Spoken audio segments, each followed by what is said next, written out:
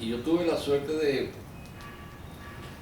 no, digamos que tuve esa educación, esa cultura del cine internacional. O sea, desde el cine mexicano, que no conocemos, de las rancheras, inclusive hasta ver cine alemán, ¿no? En el cine Palace, que estaba en el centro de Caracas. Ahí llegaban todas las películas francesas. Entonces nosotros, como niños inquietos, siempre queríamos ver películas censuradas B y C. Entonces los coleábamos, hacíamos travesuras. Pero creo que desde esa época, de esa infancia feliz que yo tuve, creo que me nació ese espíritu de... ¿Y recuerdas cuál fue tu primera película? Que yo vi. Ajá, sí, Sí, era Tarzán el hombre mono. ¿Sabes por qué fue la primera película? Porque en esa época el Ministerio de Educación y el Ministerio de Obras Públicas, el MOP, me acuerdo que se llamaba, de los años 50, llevaban el cine al barrio y eran un cine portátil donde pasaban películas en los descampados, en los terrenos baldíos, que había muchos terrenos baldíos, porque los barrios eran pequeños, no habían crecido tanto. Y en Catia, donde yo nací, había muchos terrenos baldíos que eran, bueno, terrenos de gente que no conocíamos siquiera, propiedades privadas, pero ahí entraban los camiones, eran unas camionetas grandotas, y sacaban su proyector y pasaban películas. Al aire libre. Al aire libre. Entonces todo el mundo llevaba su sillita y toda la familia, ¿no? Y yo me acuerdo que, no sé, tendría yo que, por decirte algo, 5 años, algo así, 4 años, y pasaron Tarzán el hombre mono. Y me acuerdo mucho que la pandillita de niñitos que rodeábamos el camión por la curiosidad del proyector y la luz que salía del proyector, cuando empezaron a pasar la película, salíamos corriendo para detrás de la pantalla para ver por dónde estaban vendiendo los animales. Porque estaban esa bandada de elefantes y esas manadas de rinocerontes y esos tigres, por dónde los estaban vendiendo. Pues fue muy grato, ¿no? Y fue unos recuerdos muy bonitos de la cinematografía. Creo que esos fueron mis inicios, pues. Y cuando llega la televisión en el año 53 a Venezuela, empezaron a reclutar gente porque no había academia, no había estudios de televisión como tal, no había profesionales. Y todas las personas que vinieron con la televisión nacional y después con Radio Caracas Televisión y después con Televisa, que después fue Venevisión, trajeron muchos técnicos, directores cubanos, vinieron hasta norteamericanos, vinieron algunos mexicanos, argentinos, y vinieron muchos actores chilenos. Entonces aquí teníamos una gran variedad, diversidad de culturas actorales. Nosotros teníamos en Radio Caracas, que fue donde yo empecé a trabajar, porque me llevó mi hermano a trabajar como asistente de cámara, porque había que, nosotros nos quedamos sin papá, mi mujer cuando tenía 9 años, y éramos 10 hermanos, y había que salir a trabajar. Entonces no dejamos los estudios, pero había que trabajar. Y mi hermano ya había entrado, mi hermano mayor había entrado a Radio Caracas Televisión y me consiguió un trabajo de asistente, uno limpia cámaras y jala cables, esas cosas que uno, ¿cómo se inicia? Pues uno, y me picó ese gusanito de la curiosidad, porque ya yo traía esa, que te conté ahora de cosas infantiles, pero yo siempre fui un curioso, digamos, del cine, del teatro y la televisión mundial. A través de El Nacional, me acuerdo, de Última Noticia sacaban periódicos y revistas semanales de farándula. Yo leía mucho. Ahí fue donde yo conocí a Román y a Cabruna, viendo revistas de lo que ellos hacían. Y entonces a mí bueno, ahí conocí a César Enrique, el director de La Escalinata. Ahí conocí a Marlon a través de esas revistas. Entonces esa curiosidad yo tenía de conocer esos personajes, porque hacían lo que yo creía que yo quería hacer, o de lo que yo estaba preparado. Yo nunca quise ser actor, porque la gente quiere entrar a la televisión o al cine a ser actor. Yo no, a mí me da mucha curiosidad de cómo se hacía. Sí, detrás de las cámaras. Detrás de las cámaras. Esa curiosidad de cómo la imagen llegaba a la televisión, a las casas. Y eso lo conocí cuando pude ingresar a Radio Caracas Televisión, gracias a mi hermano, que como era técnico de mantenimiento, él me introdujo como asistente de cámara y ahí se me despertó el diablillo. Pues. Y entonces, bueno, empecé a instruirme en Radio Caracas, a hacerme camarógrafo. ¿Qué año estamos hablando? 64, 1964. Y yo tuve 20 años en Radio Caracas Televisión, trabajando. Y luego, posterior, con el cine, yo me balanceaba en el año, salía a hacer cine y regresaba, hacía alternado. Pero fue muy intenso porque la televisión me soltaba, porque de alguna manera yo me formé con mucha gente importante del medio en ese momento. Dime algunos de los que estaban en ese momento. Fíjate, en ese momento estaba George Stone, que era un director norteamericano que vino. Lo trajeron y fue el primero que dirigió René Tolina, el show de René. Y entonces yo empecé a aprender, porque René Tolina, que era todo el mundo conoce, el número uno, que era animador venezolano, él tenía mucha formación europea. Él iba mucho a Europa y se formaba. Y yo aprendí mucho de René Tolina porque yo llegué a ser camarógrafo del show de René. ¿Entiendes? Y entonces René no solamente animaba, sino René te enseñaba de cómo se hacía un espectáculo, cómo se hacía un musical, cómo se hacía un show diario de televisión.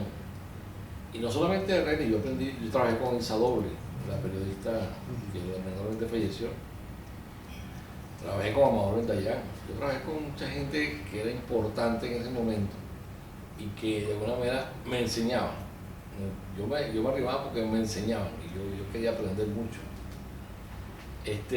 Y hasta que conocí a Abigail Rojas, que era el gran fotógrafo venezolano, que me enseñó todo lo que es fotografía de televisión y de cine.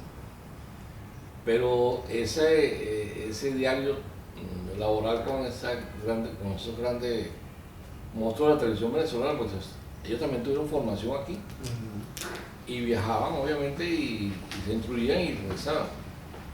Y cuando yo comienzo en la televisión, la televisión recluta a una serie de personajes que estaban execrados de la televisión venezolana, como era Román Chabó, Isaac Pron, Cabruja, Eduardo Mancera, Germán Lester, un poco de gente que estaban execrados de la televisión, bueno, por cosas políticas, ¿no? Y obviamente yo mi juventud era totalmente de izquierda, como toda juventud rebelde, uno de izquierda. Entonces, conocer a esa gente no solamente a nivel intelectual, político, sino profesional. Y digamos que esa pasantía mía por la televisión fue realmente la que me catapulta a los otros medios. Porque yo después conocí el teatro a través también de Cabruja y de Isaac y de Román. Y entonces ellos como que me apadrinaron. Y fue donde yo me inicié. Ya yo estaba en la televisión, pues entonces ahí fue mis inicios en el cine y mi inicio en el teatro. Yo he hecho poco teatro, pero he hecho teatro. ¿Entiendes? Con ellos, con lo que llamaban el nuevo grupo, le llamaban la Divina Trinidad. La Divina Persona. La Divina Persona, que era el nuevo grupo.